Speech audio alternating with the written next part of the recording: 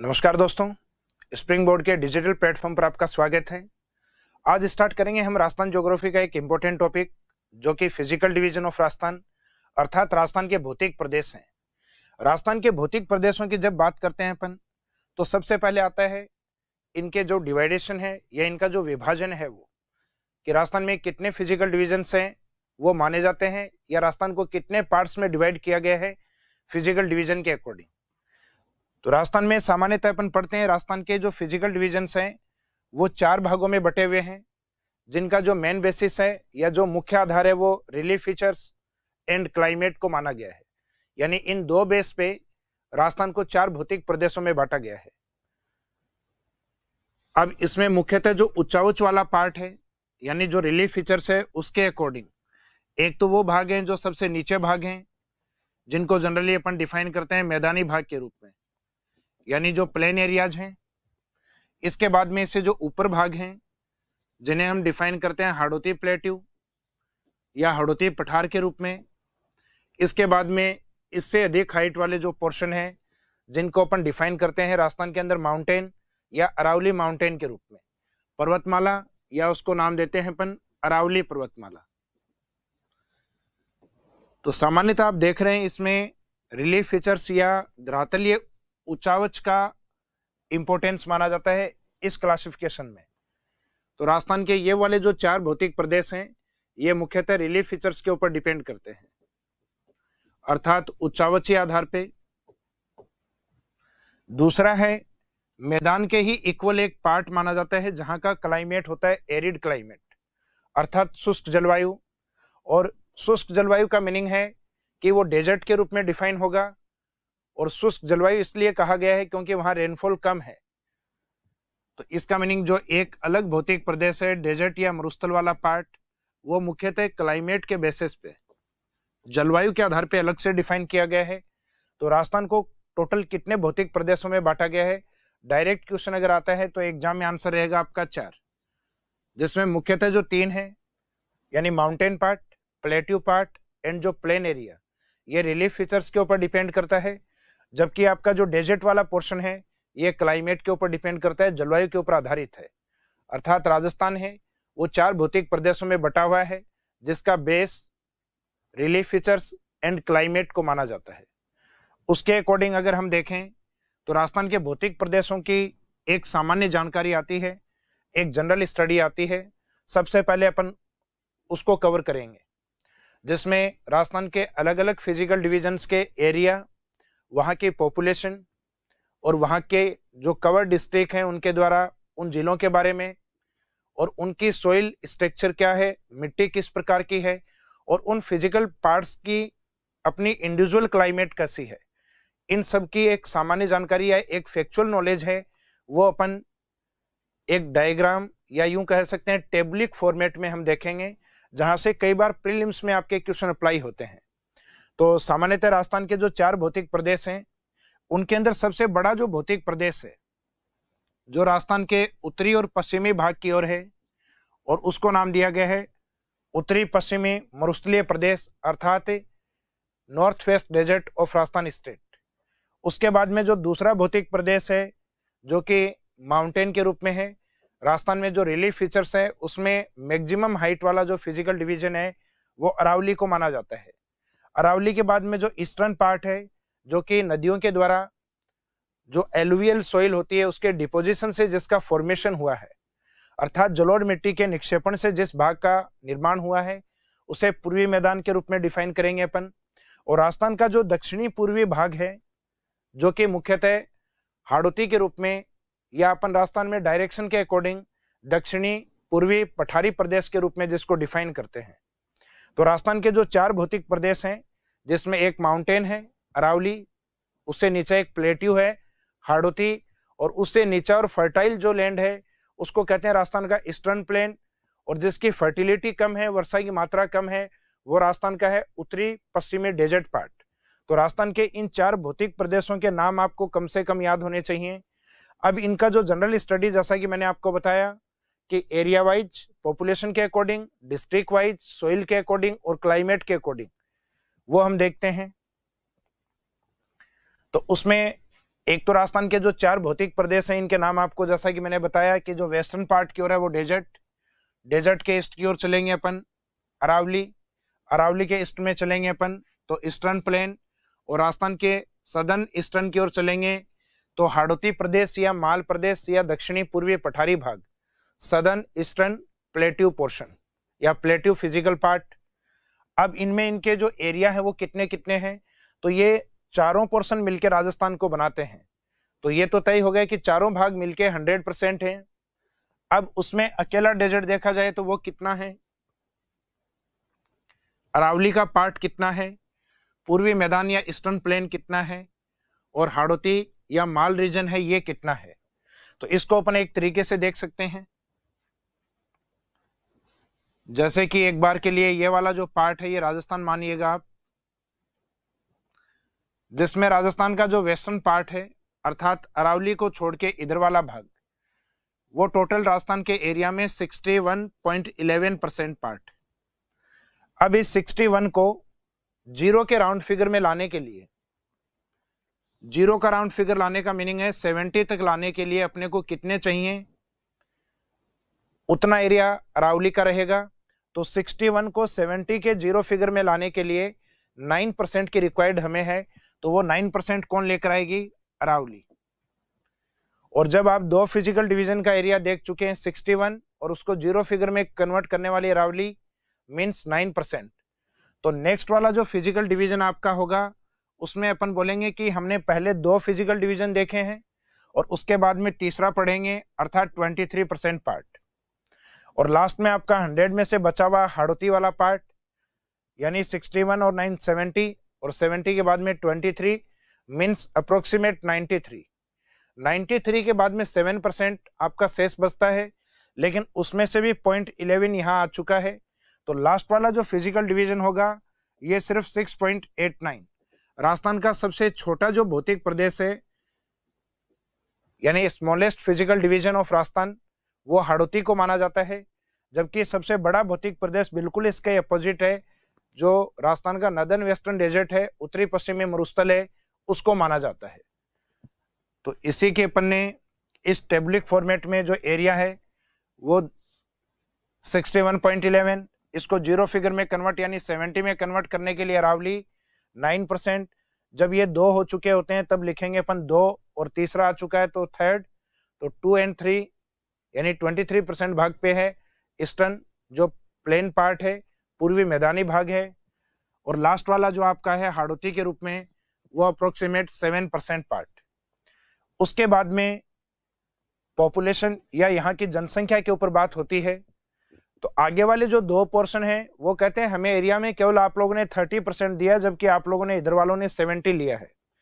तो next population की बात ये करते हैं तो ये दोनों कहते हैं कि हम 50% पॉपुलेशन कवर करेंगे, जबकि आप लोग इधर वाले जो दो फिजिकल डिवीजन है आप लोग भी 50 रखिएगा, क्योंकि एरिया में आप लोगों ने ज्यादा लिया है।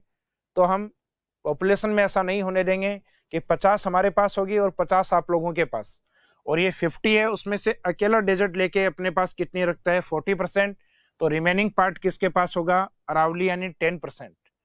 फिर नेक्स्ट में आगे की ओर चलेंगे तो 40 में से एक लेस कर दीजिए 39, और यहाँ पे 10% में एक ऐड कर दीजिए यानी 11%। तो आपको ये याद रखना है पहले तो दोनों में 50-50 करनी है, जिसमें अकेली डेजर्ट के पास 40%, तो पास वाले के पास रिमेनिंग पार्ट अर्थात 10%, और आगे जब लेके जाएंगे तो 40 का एक कम करना है और 10 का आपको एक बढ़ाना है। इसके बाद में हम देखते हैं नेक्स्ट कि जो फिजिकल डिवीजन है ये इंडिविजुअल राजस्थान के कितने जिलों को कवर करते हैं, अर्थात कितने जिलों में फैले हुए हैं। जैसे मरुस्थलीय भाग है कितने डिस्ट्रिक्ट में या कितने डिस्ट्रिक्ट को कवर करता है, तो इसमें आंसर आता है अपने राजस्थान के 12 जिलों को। इसका मीनिंग ये है कि राजस्थान के जो अरावली के जो वेस्ट वाला पार्ट है ये मोस्टली डेजर्ट का पार्ट, ये मरुस्थल का भाग है। एक क्वेश्चन यहां से आता है कि अरावली के पश्चिम में कितने जिले हैं, अरावली के वेस्टर्न डायरेक्शन में कितने डिस्ट्रिक्ट हैं, तो इसमें आंसर रहता है 13 जिले। इसका मीनिंग डेजर्ट डिस्ट्रिक्ट तो अपने 12 ही माने गए हैं, तो एक ऐसा कौन सा डिस्ट्रिक्ट है जो डेजर्ट डिस्ट्रिक्ट में काउंट नहीं होता, तो उसमें आंसर रहता है आपका सिरोही डिस्ट्रिक्ट। तो दो तरीके से क्वेश्चन अप्लाई हो सकते हैं कि राजस्थान में अरावली के वेस्टर्न डायरेक्शन या पश्चिमी भाग में कितने जिले हैं, देन आंसर आपको क्या देना है, 13 डिस्ट्रिक्ट। और एक पूछा जाए अरावली के पश्चिम में जो डेजर्ट डिस्ट्रिक्ट हैं, मरुस्थलीय जिले हैं, उनकी संख्या कितनी है। इसका मीनिंग उन 13 डिस्ट्रिक्ट में 13 डिस्ट्रिक्ट में ओनली 1 डिस्ट्रिक्ट सिरोही है जो डेजर्ट के पार्ट में काउंट नहीं होता, अर्थात मरुस्थलीय जिलों में आएंगे केवल 12, और अरावली के वेस्टर्न डायरेक्शन में आंसर आपका क्या रहेगा, 13 या 13।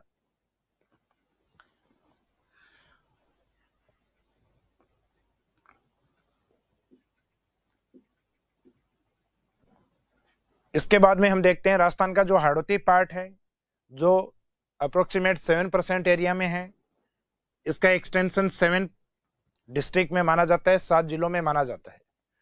उसके बाद में इसमें 3 और जोड़िए, +3 करोगे तो मैदानी भाग का एरिया आ जाएगा कि 10 डिस्ट्रिक्ट में है। फिर उसके नेक्स्ट में अपन आते हैं तो +3 या -3, तो 10 में +3 करेंगे 13 और -3 करेंगे तो मेनली ये 7 डिस्ट्रिक्ट में माना गया है, मुख्यतः 7 जिलों में माना गया है। तो अगर एग्जाम में ऑप्शन अरावली के अंदर 7 डिस्ट्रिक्ट आता है तो आंसर यही रहेगा, और ये नहीं आएगा तो फिर बाद में 13 डिस्ट्रिक्ट, क्योंकि अपनी जो ऑथेंटिक बुक्स हैं उसमें एक आती है हिंदी ग्रंथ अकादमी की, उस हिंदी ग्रंथ अकादमी बुक्स के अकॉर्डिंग मेनली अरावली को 7 डिस्ट्रिक्ट में एक्सटेंट माना गया है, विस्तृत माना गया है। तो मुख्यतः अगर 7 जिले ऑप्शन में है तो आंसर अपना 7 डिस्ट्रिक्ट की लिया जाएगा, और अगर 7 और 13 दोनों ऑप्शन में है तो भी फिर अपने को 7 ही लेना है। लेकिन ये 7 ऑप्शन में नहीं होने पे उस कंडीशन में अपने 13 डिस्ट्रिक्ट वाला आंसर सही मानना है।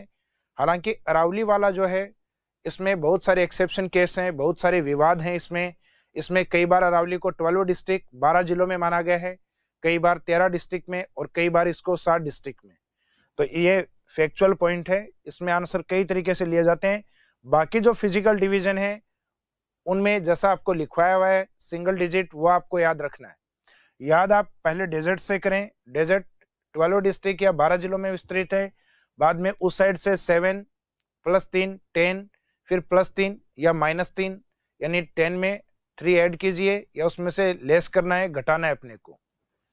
उसके बाद में हम बात करते हैं सॉइल स्ट्रक्चर की, यानी इस क्षेत्र में किस प्रकार की मृदा पाई जाती है। तो मोस्टली राजस्थान का जो डेजर्ट वाला पार्ट है जहां सैंड स्टोन पाया जाता है, उस सैंड स्टोन के इरोजन या अपर्दन के कारण उस भाग में पाई जाने वाली जो सॉइल या मिट्टी है उसको नाम दिया जाता है सैंडी सॉइल या बलुआ मिट्टी के रूप में। दूसरा अरावली माउंटेन है, तो माउंटेन पार्ट में पाई जाने वाली मिट्टी को एक तो माउंटेन सॉइल, पर्वतीय मिट्टी, पर्वतीय मिट्टियों में सामान्यतः एग्रीकल्चर नहीं होती या बहुत कम होती है। पर्वतों के ऊपर सामान्यतः आप जो देखते हैं वो वेजिटेशन या वनस्पति होती है। तो इन क्षेत्रों में वन अधिक पाए जाने के कारण उस सॉइल को अपन फॉरेस्ट सॉइल के नाम से या वन्य मिट्टी के नाम से भी डिफाइन करते हैं। तो अरावली के ऊपर पाई जाने वाली जो मिट्टी है ये अपने आप में माउंटेन और फॉरेस्ट सॉइल के रूप में डिफाइन होती है, अर्थात पर्वतीय मिट्टी और वन्य मिट्टी के रूप में। इसके बाद में जो नेक्स्ट आता है मैदानी भाग। मैदानी भाग में जल बहता है और बहते हुए जल के द्वारा जिस सॉइल का डिपोजिशन किया जाता है उसको कहते हैं जलोढ़ मिट्टी या एलुवियल सॉइल, अर्थात कछारी मिट्टी के नाम से भी इसको जाना जाता है। और लास्ट जो हाड़ौती पठार है जिसका फॉर्मेशन ज्वालामुखी के लावे से अर्थात बेसाल्ट लावे के द्वारा हुआ है, और जिन क्षेत्रों में मुख्यतः बेसाल्ट लावा पाया जाता है उसके इरोजन या अपर्दन के बाद उस साइड में जिस सॉइल का फॉर्मेशन होता है वो होती है ब्लैक सॉइल। तो राजस्थान के हाड़ौती क्षेत्र में पाई जाने वाली मिट्टी को ब्लैक सॉइल या इसको रेगुर सॉइल, या इसमें कपास का उत्पादन अधिक होने के कारण अर्थात कॉटन का प्रोडक्शन अधिक होने के कारण इसको कॉटन सॉइल भी कहा जाता है। तो हाड़ौती की मिट्टी अपनी ब्लैक सॉइल या कॉटन सॉइल के रूप में, प्लेन एरिया में अपनी एलुवियल सॉइल के रूप में, अरावली के अंदर अपनी माउंटेन सॉइल और वन अधिक होने के कारण फॉरेस्ट सॉइल, और स्टार्टिंग में जो डेजर्ट वाला पार्ट है वहां सैंडी सॉइल अधिक होती है।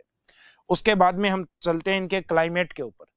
क्लाइमेट में जनरली हम देखते हैं राजस्थान का जो पश्चिमी भाग है अर्थात जो डेजर्ट वाला पार्ट है उसको क्लाइमेटिक कंडीशन के अकॉर्डिंग 2 पार्ट्स में डिवाइड किया जाता है, एक एरिड डेजर्ट और थोड़ा बहुत ईस्ट की ओर आते हैं तो सेमी एरिड डेजर्ट, अर्थात शुष्क मरुस्थल और अर्ध शुष्क मरुस्थल।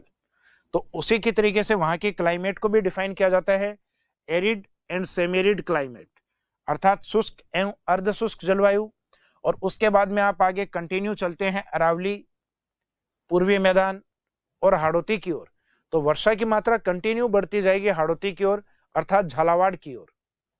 तो उसमें अरावली है, वहां पे एवरेज से कम वर्षा है, तो इसको सब ह्यूमिड या उपाद्र वर्षा या उपाद्र जलवायु के नाम से जानते हैं। आगे मैदानी भाग में जाते हैं तो वहां एवरेज रेनफॉल है जिसको ह्यूमिड क्लाइमेट अर्थात आर्द्र जलवायु के नाम से, और लास्ट वाले में एवरेज से अधिक वर्षा है, इसका मीनिंग उसको वेरी ह्यूमिड या अति आर्द्र के नाम से लिखा जाता है।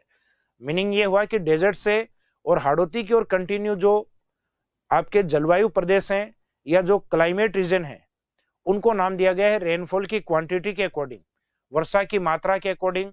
जहां वर्षा कम है वो शुष्क और अर्ध शुष्क, जहां एवरेज से थोड़ी कम है तो उसको हमने कहा उपाद्र या सब ह्यूमिड, और जहां एवरेज बारिश है उसको ह्यूमिड, और एवरेज से अधिक है उसको वेरी ह्यूमिड अर्थात अति आर्द्र के नाम से जानते हैं।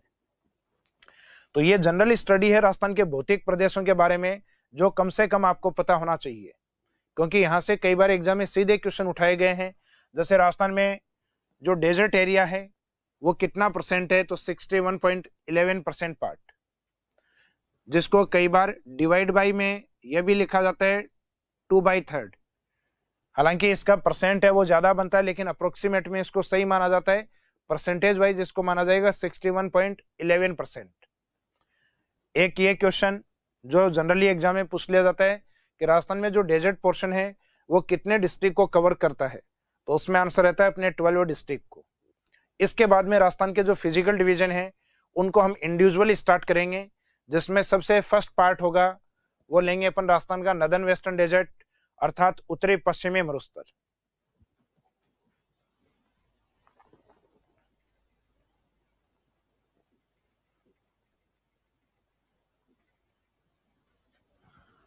तो राजस्थान के फिजिकल डिवीजन में फर्स्ट पार्ट है नॉर्थ वेस्ट डेजर्ट उत्तरी पश्चिमी मरुस्थल। तो इसमें फर्स्ट लाइन तो इस डेजर्ट को किस नाम से हम जानते हैं, तो राजस्थान के उत्तरी पश्चिम की ओर जो मरुस्थल है उसको इंडियन ज्योग्राफी में जनरली हम कहते हैं great desert of India, Bharat का महान मरुस्थल, और इसको राजस्थान के अकॉर्डिंग डिफाइन करते हैं थार डेजर्ट के नाम से। तो सामान्य तौर पे अगर पूछा जाए कि इस मरुस्थल को क्या कहा जाता है तो इसका जो नाम होगा वो रहेगा थार डेजर्ट। तो Rajasthan desert region is known as Thar desert.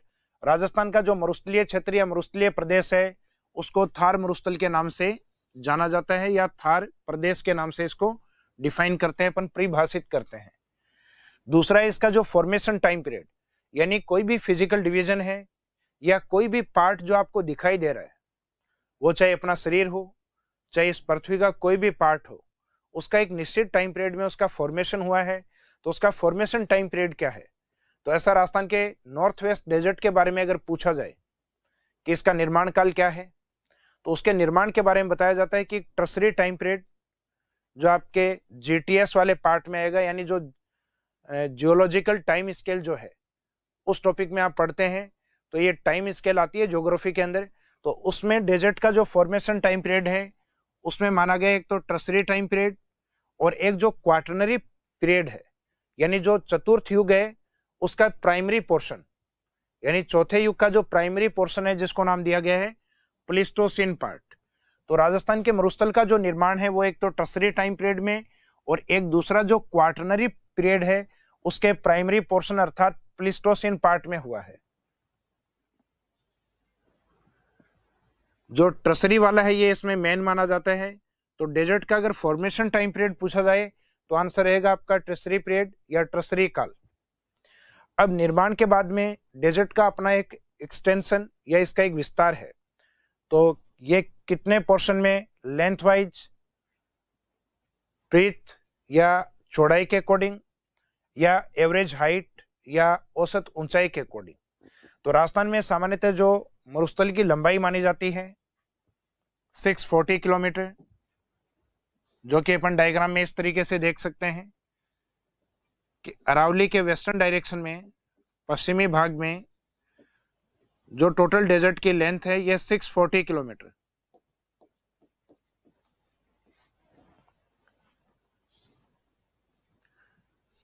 और इसकी जो चौड़ाई है, ब्रीथ है, वो माना जाता है अप्रोक्सीमेट इसका हाफ, अप्रोक्सीमेट हाफ। वैसे हाफ तो 320 होता है, अप्रोक्सीमेट हाफ लेंगे अपन लगभग 300 किलोमीटर। तो ये डेजर्ट की चौड़ाई है। और डेजर्ट का जो एवरेज हाइट है, औसत ऊंचाई है, वो माना जाता है 200 से 200 टू 300, ये डिजिट है, ये मीटर में रहता है। और इसको भी फिर वापस इसका भी एवरेज निकाल के अपन बोल सकते हैं 250 मीटर्स में। तो राजस्थान का जो डेजर्ट है उसकी औसत ऊंचाई या जो एवरेज हाइट है वो 250 मीटर्स है, या स्केल में बोलें तो 200 से 300 मीटर के बीच में है। तो अपन इसमें ले सकते हैं कि extension of desert length wise 640 kilometre, breadth wise 300 kilometre and average height 200 to 300 metres के अकॉर्डिंग। अब राजस्थान के मरुस्थल के विस्तार के बाद बात करेंगे हम मरुस्थल का जो स्लोप या जो ढाल बनता है उसकी।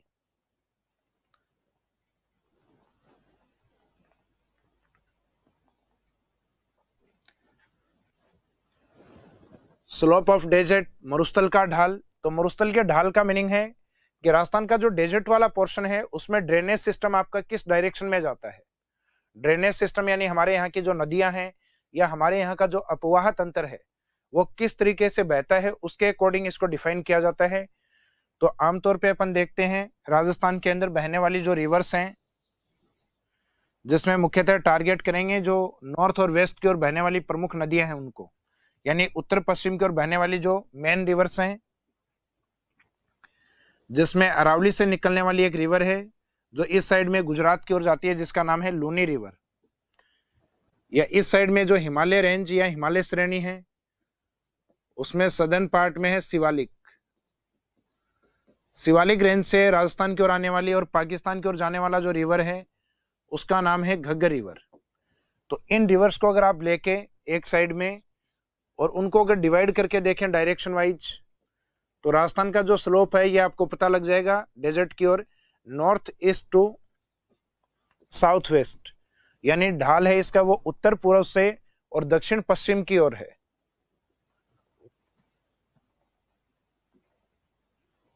तो इसमें आपका स्लोप ऑफ जो डेजर्ट है वो लिखा गया है from north east to south west, उत्तर पूर्व से दक्षिण पश्चिम की ओर। उसके बाद में नेक्स्ट पॉइंट आता है डेजर्ट में स्टडी ऑफ डेजर्ट, मरुस्थल का अध्ययन। तो जनरली अपन मरुस्थल का जब अध्ययन करते हैं तो हम देखते हैं कि इसमें दो तरीके की क्लाइमेटिक कंडीशन होती हैं। एक तो राजस्थान के बिल्कुल पश्चिम में जब आप जाते हैं तो वहां पे वर्षा की मात्रा बहुत कम है, जहां सामान्यतः सैंड ड्यून अर्थात बालू का स्तूप आपको देखने को मिलते हैं। लेकिन उससे थोड़ा आप ईस्ट की ओर आते हैं अर्थात अरावली के जस्ट वेस्ट की ओर, अरावली के पश्चिम की ओर, राजस्थान के पश्चिम की ओर नहीं, अरावली के जस्ट वेस्ट की ओर, तो वो वाला पोर्शन होता है आपका सेमी एरिड डेजर्ट अर्थात अर्ध शुष्क मरुस्थल। तो डेजर्ट को मेनली 2 पार्ट्स में डिवाइड किया जाता है और उसमें बेस लिया जाता है रेनफॉल या वर्षा की मात्रा को। तो डेजर्ट डिवाइडेड इनटू 2 पार्ट्स। तो स्टडी पॉइंट ऑफ व्यू के अकॉर्डिंग डेजर्ट के कितने भाग बनते हैं? 2 भाग, जिसमें एक होता है आपका ये वाला पोर्शन एरिड और उसको दूसरा नाम दिया जाता है राठी डिवीजन के नाम से या राठी रीजन के नाम से। अब इसका मीनिंग क्या है शुष्क मरुस्थल का या राठी प्रदेश का? सामान्यतः इसका मीनिंग हम लेते हैं, आपको पहले भी ये बताया था मैंने, राजस्थान के कुछ ज्योग्राफिकल और हिस्टोरिकल जो वर्ड्स मैंने आपको करवाए थे लास्ट टॉपिक में, उसमें बताया था कि राजस्थान के उत्तर और पश्चिम का जो भाग है जहां लेस देन 25 सेंटीमीटर रेनफॉल है अर्थात 25 सेंटीमीटर से कम वर्षा है, उस एरिया को नाम दिया जाता है एरिड और राठी रीजन। तो इसमें यही इसकी डेफिनेशन है कि जहां 0 टू 25 सेंटीमीटर रेनफॉल है उस फिजिकल डिवीजन को राठी या एरिड डेजर्ट के रूप में डिफाइन करते हैं। दूसरा पार्ट बी पोर्शन है जो कि सेमी एरिड और बांगड़ के नाम से डिफाइन होता है अर्थात अर्ध शुष्क मरुस्थल और बांगड़ प्रदेश के नाम से जाना जाता है।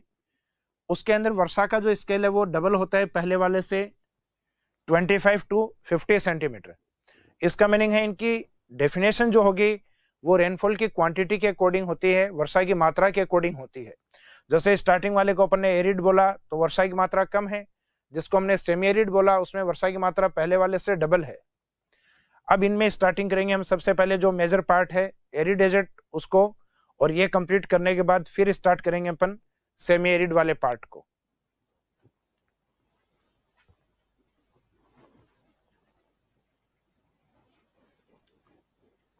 तो सामान्यतः जो 25 सेंटीमीटर आइसो हाइट यानी जो समवर्षा रेखा है वो राजस्थान के डेजर्ट को 2 पार्ट्स में डिवाइड करती है। एक तो एरिड डेजर्ट एरिया और दूसरा होता है सेमी एरिड डेजर्ट या बांगर्ड रीजन। बांगर या बांगर्ड रीजन के नाम से इसको डिफाइन करते हैं। बांगर्ड रीजन वाला जो पार्ट है ये 25 से लेके अरावली तक अर्थात 50 सेंटीमीटर के बीच लोकेटेड माना जाता है, के मध्य स्थित माना जाता है। तो इसमें नीचे एक लाइन आपके लिखी हुई है कि 25 सेंटीमीटर जो रेनफॉल है या जो आइसो हाइट्स है ये राजस्थान के डेजर्ट पार्ट को 2 पार्ट्स में डिवाइड करती है। हालांकि ये जो दोनों पार्ट्स हैं एरिड और सेमी एरिड पार्ट ये दोनों इक्वल नहीं होते, अर्थात इन दोनों का एरिया एक जैसा नहीं है। इसमें जो एरिड डेजर्ट वाला पोर्शन है उसका एरिया ज्यादा माना जाता है, जबकि जो सेमी एरिड वाला जो पार्ट है हालांकि ये देखने में आपको ज्यादा लग रहा है क्योंकि इसके 4 पार्ट्स हैं, जबकि सामान्यतः इसका जो एरिया है ये एरिड डेजर्ट की तुलना में कम होता है। तो इसमें लिखा है अपन ने कि मरुस्थल को 2 भागों में बांटती है कौन, 25 सेंटीमीटर आइसो हाइट्स, और वो 2 भाग कौन से हैं, arid and semi arid part, शुष्क और अर्ध शुष्क भाग। तो इसके डेफिनेशन अगर पूछी जाए 25 सेंटीमीटर आइसो हाइट की तो इसका मीनिंग रहेगा it divides the desert into 2 parts which are dry desert and semi arid desert के रूप में।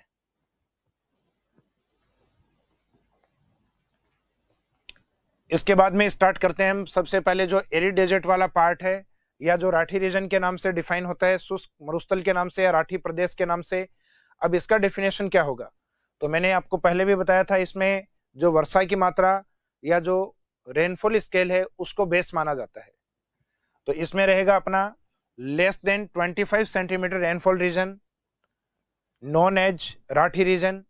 राजस्थान में 25 सेंटीमीटर से कम वर्षा वाला जो भौतिक प्रदेश है उसे राठी प्रदेश या राठी क्षेत्र कहा जाता है। दूसरा है जो एरिड डेजर्ट है, इसको वापस अध्ययन की दृष्टि से अपन 2 भागों में बांटते हैं। इसका मीनिंग है arid desert is again divided into 2 parts. ऐसा क्यों किया जाता है, तो सामान्य तौर पे हम देखते हैं कि पश्चिमी राजस्थान में कोई व्यक्ति एरिड डेजर्ट की ओर गया है और वो वहां की अगर स्टडी करता है, अध्ययन अगर करता है, तो उसको वहां 2 प्रकार की कंडीशन देखने को मिलती हैं। एरिड डेजर्ट में एक एरिया में तो उसको सैंड ड्यून या बालू का स्तूप दिखाई देते हैं, और दूसरा पार्ट ऐसा है जहां उसको सैंड ड्यून नहीं दिखाई देंगे, अर्थात बालू का स्तूप नहीं दिखाई देते। तो सामान्य तौर पे आप जब एरिड डेजर्ट का नाम सुनते हैं, शुष्क मरुस्थल का नाम जैसे ही सुनते हैं, तो आपके माइंड में क्वेश्चंस आते हैं कि यहाँ रेत के टीले या बालू का स्तूप पाए जाते हैं। तो आप जैसे ही जैसलमेर की ओर जाके देखेंगे तो वहां आपको सैंड ड्यून अर्थात बालू का स्तूप दिखाई देते हैं, लेकिन ऐसा एरिया भी होता है जहां रेत के टीले आपको नहीं दिखाई दे हों, बालू का स्तूप वहां नहीं दिखाई दें, तो उस एरिया को आप क्या कहेंगे। तो इसके अकॉर्डिंग एरिड जो डेजर्ट है उसको पुणे जो 2 भागों में बांटा गया है, उसमें एक है आपका विद सैंड ड्यून एरिया और एक है विदाउट सैंड ड्यून एरिया।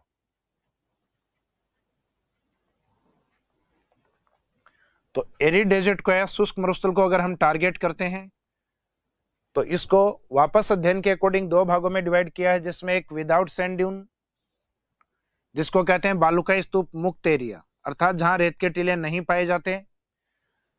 अगर एरिड डेजर्ट की अपन स्टडी या अध्ययन कर रहे हैं तो इस पोर्शन को अपने आप में रिसर्च में कितना % मानेंगे अपन, 100%, जिसमें से जो विदाउट सैंड ड्यून्स एरिया है वो 41.5 अर्थात 41.5% भाग। तो बाकी बचा हुआ जो पार्ट है दूसरा है, क्योंकि जब 2 ही पार्ट हों और उनका दोनों का एरिया मिला के टोटल 100% बोला गया है, तो आपको सिर्फ परसेंटेज एक का याद करना है। मोस्ट ऑफ एरिया वो विद सैंड ड्यून्स एरिया के रूप में अर्थात बालू का स्तूप युक्त प्रदेश के रूप में डिफाइन होता है, जहां बालू का स्तूप पाए जाते हैं।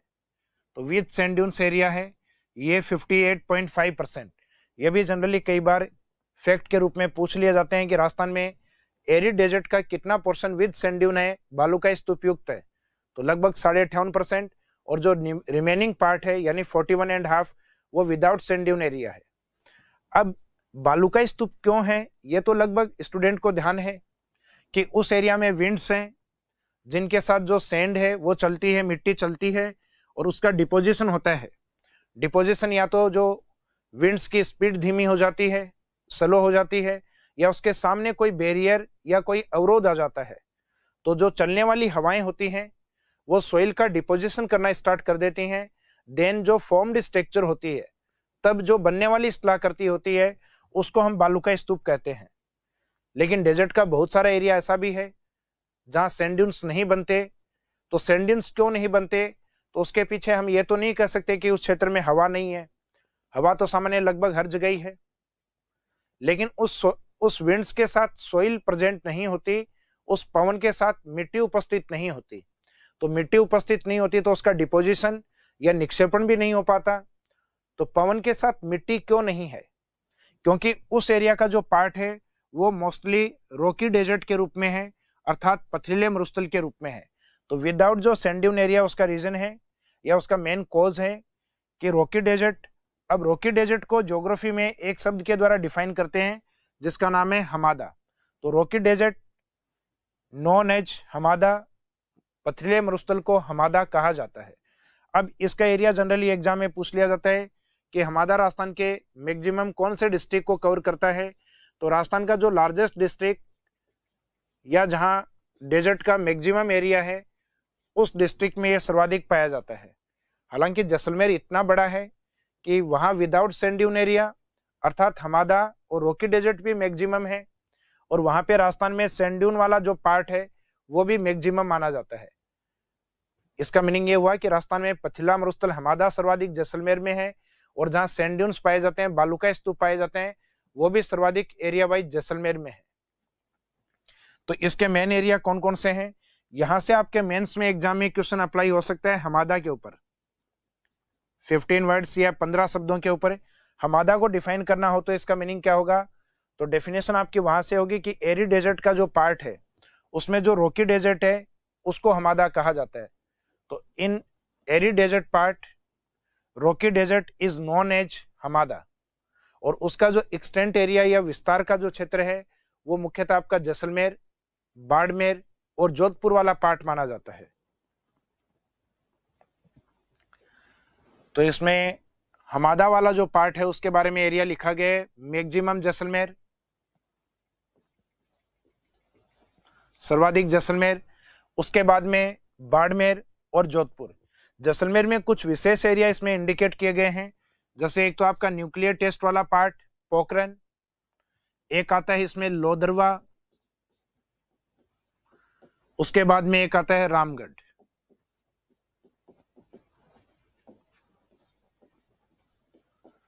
तो ये वाले जो पार्ट है जो कि मेनली रॉकी डेजर्ट के रूप में या हमादा रीजन है उसको लेकर प्रसिद्ध या फेमस माने जाते हैं। उसके बाद में जो दूसरा पार्ट है सैंड ड्यून वाला part, means sand dune desert वाला जो पोर्शन है 58.5% वाला जो पार्ट है, उसमें जो सैंड ड्यून्स होते हैं उसके बनने का एक तो रीजन क्या है। तो उसके डेफिनेशन अगर हम देखें तो when the wind deposit soil then formed structure is known as sand dunes. जब हवाओं के द्वारा या पवन के द्वारा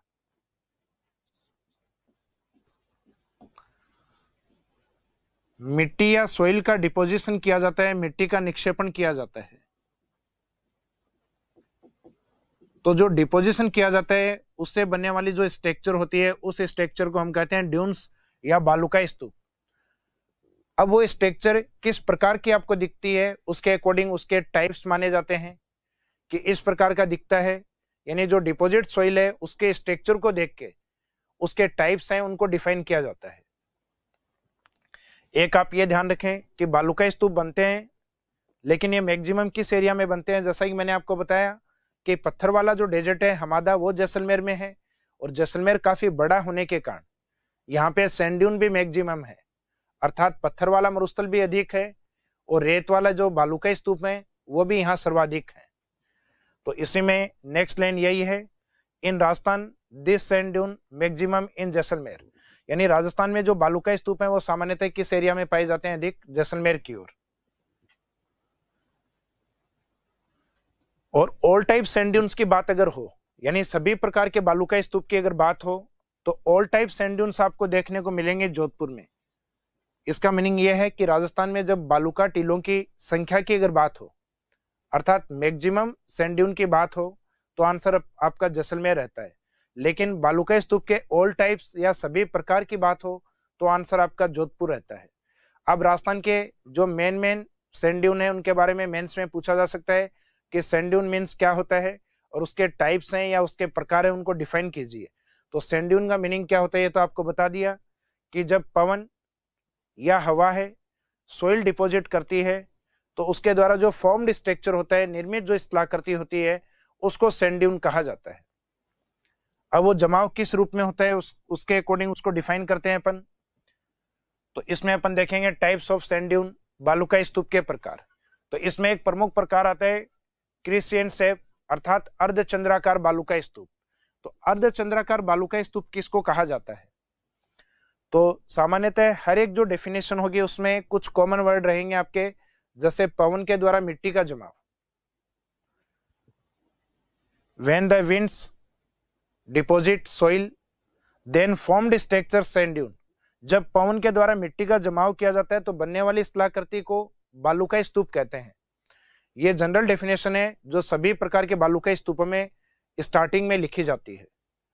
उसके बाद में वो जो सोइल डिपोजिशन है वो किस स्ट्रक्चर में है, अर्थात जब पवन के द्वारा मिट्टी का जमाव है वो क्रिस्चियन शेप में होता है, देन फॉर्म्ड स्ट्रक्चर किस रूप में डिफाइन होती है, बरखान के रूप में। यानी जब पवन के द्वारा मिट्टी का जमाव है वो अर्धचंद्राकार रूप में होगा तो उनको बरखान सैंड ड्यून कहेंगे। और ये मेनली राजस्थान के शेखावाटी रीजन में चूरू की ओर सर्वाधिक पाए जाते हैं। तो इसका डेफिनेशन अगर आपको लिखना हो बरखान का, तो वो कहीं ना कहीं इस स्टार्टिंग वाले डेफिनेशन से मैच होता हुआ रहेगा।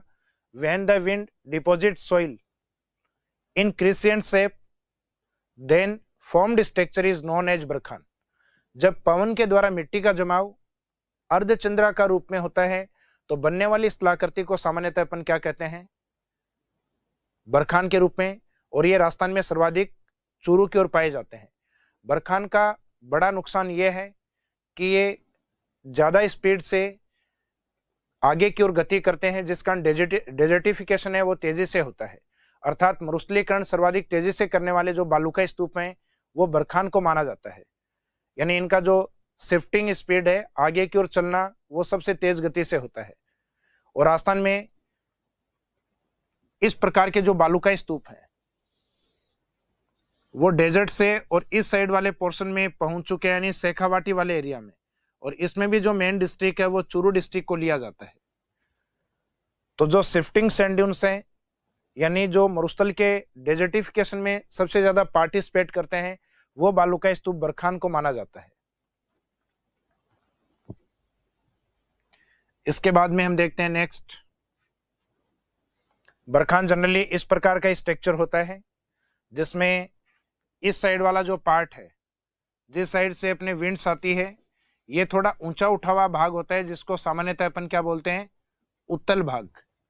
और आगे वाला जो हिस्सा होता है जिसमें दो नुकीले पार्ट होते हैं, ये वाला दबा हुआ हिस्सा होता है और इस वाले भाग को कहते हैं अपन अवतल भाग।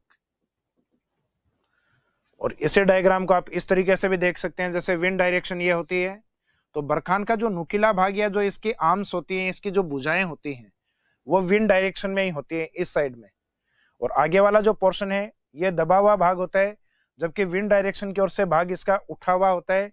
और इसकी जो टोटल चौड़ाई है, इसकी जो टोटल ब्रीथ है, वो मानी जाती है 100 to 200 मीटर्स के आसपास।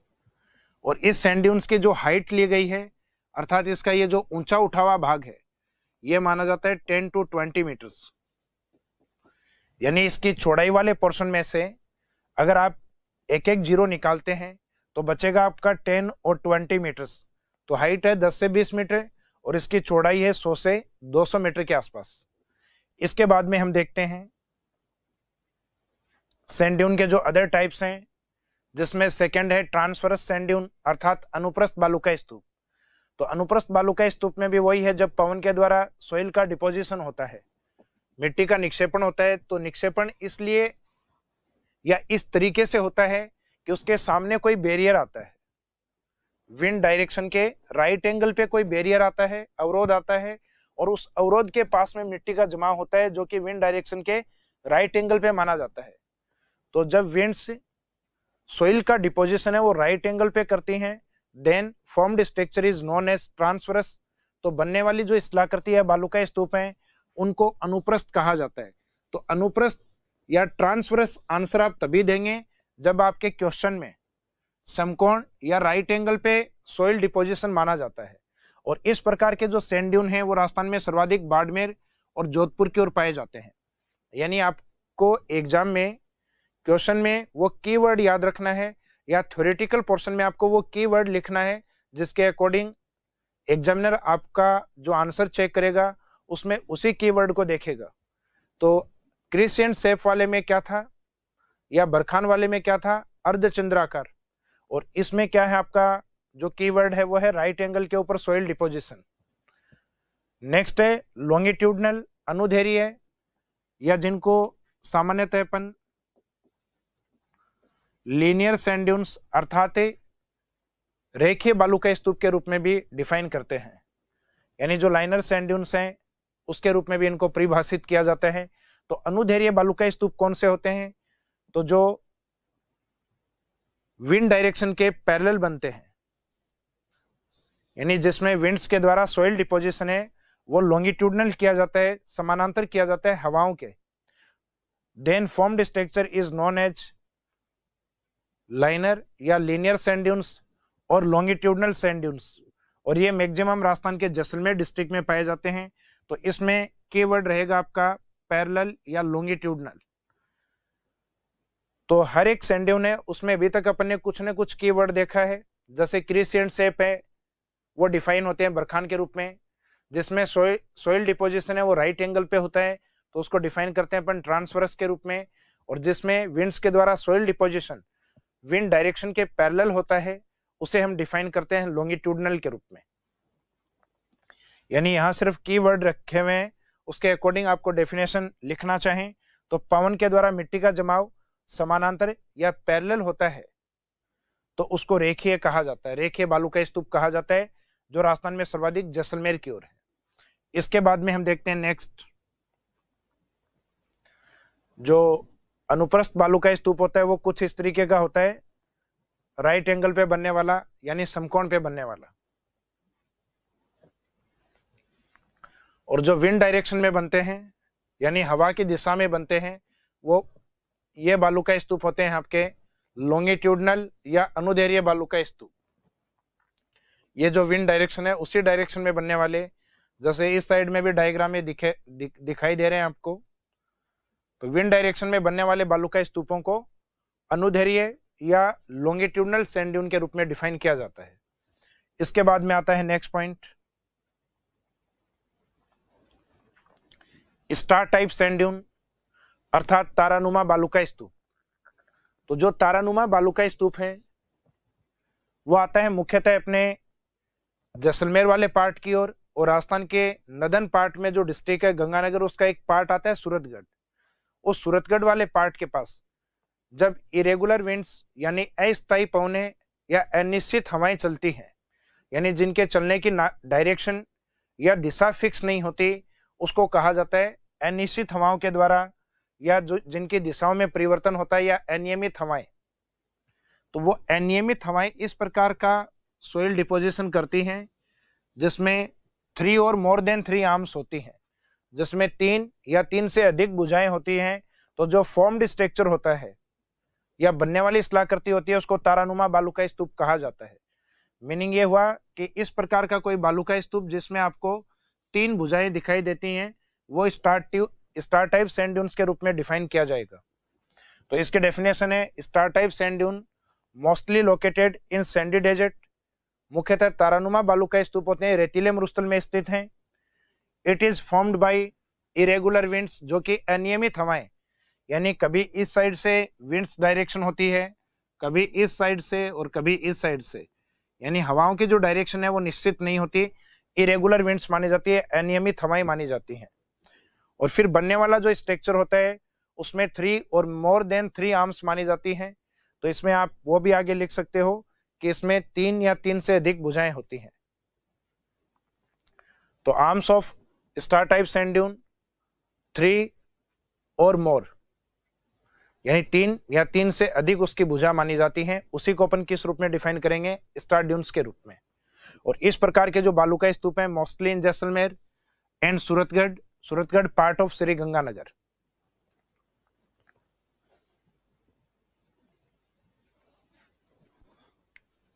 स्टार टाइप सैंड ड्यून जैसे कि इस वाले डायग्राम में आप देख रहे हैं,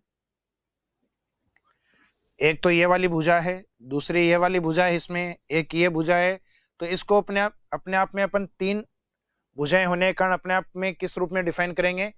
स्टार सैंड ड्यून्स में ये वाला जो सैंड ड्यून है इसमें एक भुजा इसकी ये है, सेकेंड आर्म इसका ये है और थर्ड आर्म्स इसकी ये है, तीसरी भुजा उसकी ये मानी जाती है। तो ये भी अपने आप में किसके रूप में डिफाइन होता है? Star type sand dune. तो जरूरी नहीं है कि उसमें भुजाएं इस तरीके से बहुत सारी भुजाएं हों, मीनिंग है मिनिमम 3 कम से कम होनी चाहिए।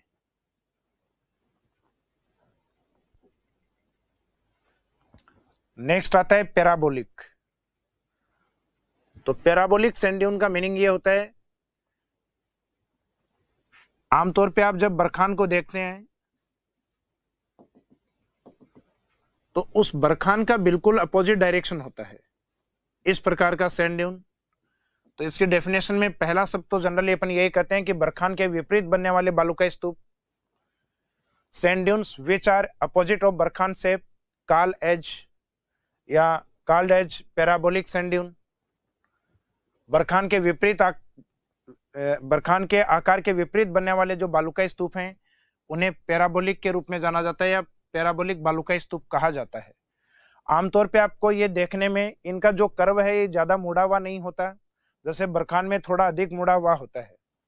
इसमें मुड़ाव ये सामान्य होता है इस तरीके का, जो देखने में अपने को हेयरपिन जैसे दिखाई देते हैं, तो इनको हेयरपिन के रूप में भी डिफाइन किया जाता है।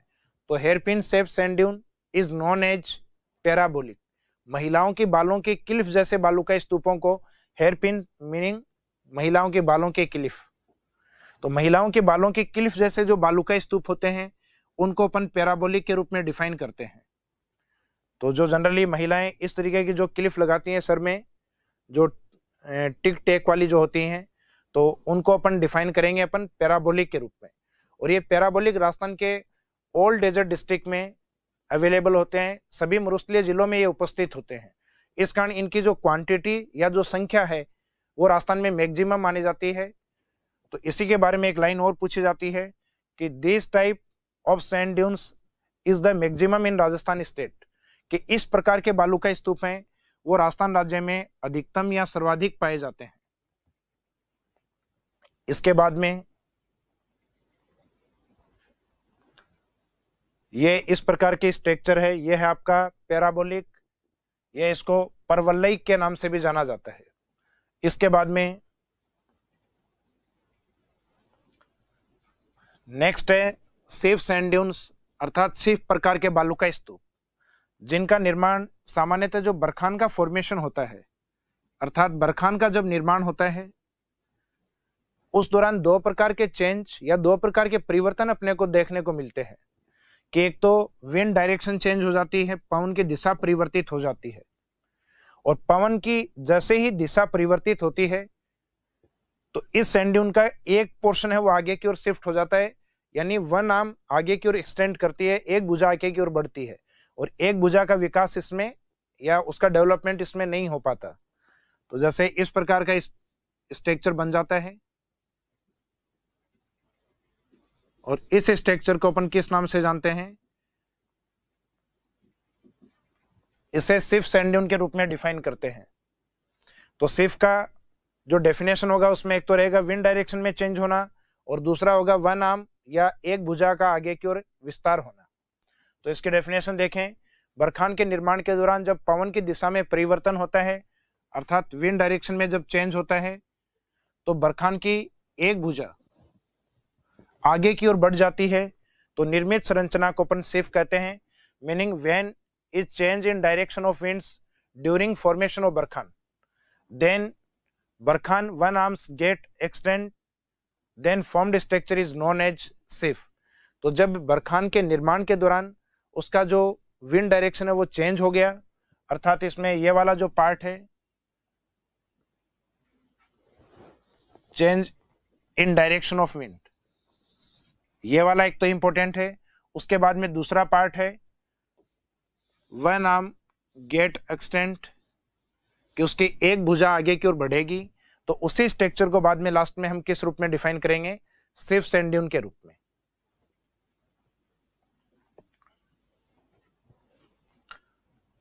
अब सैंड ड्यून में जो इंपॉर्टेंट सैंड ड्यून है उसके लास्ट में चल रहे हैं अपन। एक आता है सरब कापिस, अर्थात जो झाड़ी के पास बनने वाले जो बालू का स्तूप हैं उनके लिए ऐसा बोला जाता है, यानी जो छिरमुट वनस्पति या छोटी जो झाड़ियां या वनस्पति होती हैं वो अपनी हाइट के अकॉर्डिंग मिट्टी को रोक के रखती हैं। तो इन झाड़ियों के पास जो सैंड ड्यून आपको देखने को मिलते हैं, इन छोटे बालू का स्तूपों को जनरली नाम क्या दिया जाता है, सरब का पीस, अर्थात झाड़ी वाले बालू का टीले। The small sand dune formed near bushes and small vegetation is called as a shrub का पीस। झाड़ी व छोटी वनस्पति के पास बनने वाले जो छोटे बालू का स्तूप होते हैं, यानी जो स्मॉल सैंड ड्यून्स के रूप में होते हैं, उनको कहा जाता है सरब का पीस। अब इसी में एक आता है नेबखा, जो इनके बैक साइड में बनते हैं या पीछे की ओर बनते हैं झाड़ियों के, उनके लिए यह शब्द लिखा जाता है। या झाड़ियों के सराउंडेड पार्ट में या इनके चारों ओर के भाग में बनने वाले जो बालू का स्तूप होते हैं उनके लिए अपन नेबखा शब्द है इसको भी यूज करते हैं। तो नेबखा का मीनिंग होगा it is a sand dunes which formed around या सराउंडेड वेजिटेशन और बैक साइड ऑफ बुशेज, यानी जो वनस्पति के चारों ओर या झाड़ियों के पीछे की ओर जो बालू का स्तूप बनते हैं उनको जनरली अपन किस रूप में डिफाइन करते हैं, नेबखा के रूप में। तो नेबखा और सरब वाला जो पार्ट है वो एक जैसा ही माना जाता है, तो इसको अपन ने अलग से नंबरिंग नहीं किया। सरब का पीस है, इसी में आप नोट या विशेष बिंदु लिख के और उसके रूप में इसको लिख सकते हैं। तो अभी तक अपन ने जो पार्ट पढ़ा है, डेजर्ट वाला जो पोर्शन अपन ने कवर किया है, वो सिर्फ एक पार्ट अपन ने कवर किया है, एरी डेजर्ट। एरी डेजर्ट में सबसे पहले तो अपन ने देखा कि उसमें सैंड ड्यून नहीं पाए जाते, बालू का स्तूप नहीं पाए जाते। उसका रीजन हमने देखा, या उसका जो मेन कॉज है वो जो रॉकी डेजर्ट या हमादा है वो वाला पार्ट। जब दूसरा पार्ट देखा अपन ने तो वहां बालू का स्तूप पाए जाते हैं, यानी सैंड ड्यून पार्ट है वहां मिलते हैं अपने को। उसका कारण हमने देखा कि वहां जो विंड्स होती हैं वो सोइल का डिपोजिशन करती हैं, तो उसके बाद में जो फॉर्म्ड स्ट्रक्चर या जो निर्मित संरचना होती है वो बालू का स्तूप के रूप में डिफाइन होती है। मिट्टी का जमाव किस किस रूप में होता है, किस किस स्ट्रक्चर में होता है, उसके अकॉर्डिंग उनके टाइप्स डिफाइन किए गए हैं। तो आपके आरएस मेंस में डायरेक्ट क्वेश्चन आ सकता है कि मीनिंग ऑफ सैंड ड्यून और टाइप ऑफ सैंड ड्यून के ऊपर 50 वर्ड में या 50 शब्दों तक कि बालू का स्तूप क्या है और बालू का स्तूप के प्रकारों को परिभाषित कीजिए। अब इसके बाद में डेजर्ट का जो दूसरा पार्ट है, सेमी एरिड डेजर्ट या बांगर्ड रीजन, जिसमें वर्षा की मात्रा एरिड डेजर्ट से बिल्कुल डबल होती है, उसे हम कवर करेंगे अपनी जो नेक्स्ट क्लास होगी उस वाले पार्ट में। इस वाले क्लास को यहीं पे विराम देते हैं। Thank you.